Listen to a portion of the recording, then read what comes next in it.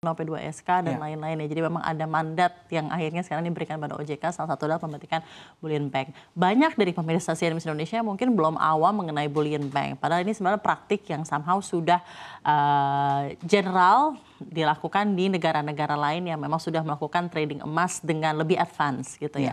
Bisa dijelaskan bullion bank itu apa dan juga bisa disampaikan kepada pemirsa CNBC Indonesia dampak atau sentimen positif apa yang akan ditimbulkan bullion bank di perdagangan emas di Indonesia jika nanti sudah ada, Mas? Oke.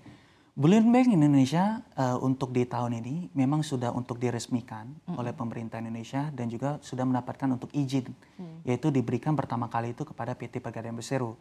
Dan selanjutnya pun juga yang kami dapat informasi adalah Bank Syariah Indonesia (BSI) ini pun juga akan menjadi next untuk Bullion Bank di Indonesia.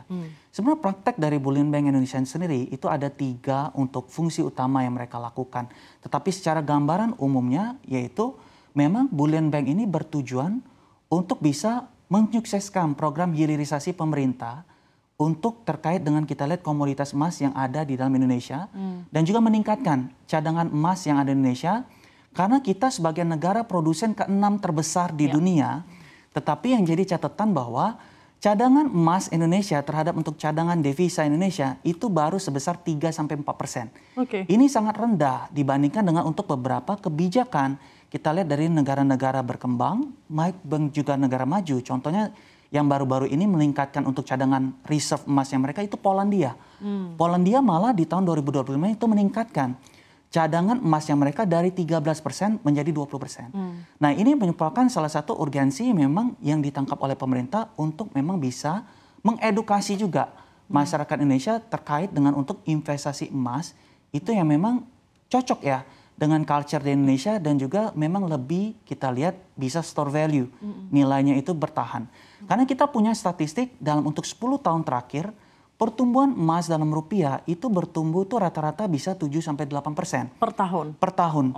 Di tengah dengan untuk kita lihat, baik kita lihat untuk volatilitas ya, yang terjadi untuk di perekonomian, baik di luar negeri maupun juga di dalam negeri. Saya ingin melihat kembali lagi mungkin bisa ditampilkan tren harga emas ya. Jadi pergerakan harga emas tadinya sempat kita bacakan di awal-awal. Kita lihat bersama ya, di harga emas per 13 Januari 2025 itu di 2.685,61.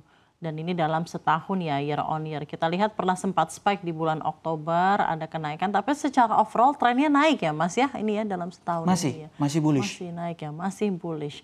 Apakah Anda melihat ada, gini, ketika orang membeli emas, harapannya kan memang overtime itu selalu naik. Karena ya regardless ada apapun, ketidakpastian dalam ekonomi itu pasti akan selalu ada gitu. Tapi ada tren-tren di mana memang pergerakan emas ini akan sedikit bearish lah gitu ya, ada sedikit penurunan. Bisakah dijelaskan Mas, ada masa-masa di mana pada saat harga emas itu sedang turun di tahun-tahun berapa dan apa yang terjadi pada ekonomi dunia atau Indonesia saat itu ketika harga emas sedang turun. Karena sebenarnya gini, lagi-lagi ini adalah mindsetnya kan safe haven. Jadi sebenarnya kalau misal harga emas sedang turun kan berarti ekonomi sedang baik gitu ya. Jadi kan sebenarnya tidak ada yang perlu dikhawatirkan dalam trading emas kalau begitu kan mindsetnya begitu ya. Tapi bisakah dijelaskan pada kami di CNBC Indonesia historinya ketika harga emas sedang agak bearish dan sedang menurun terakhir kali mungkin di Indonesia atau di global itu pada keadaannya apa Mas?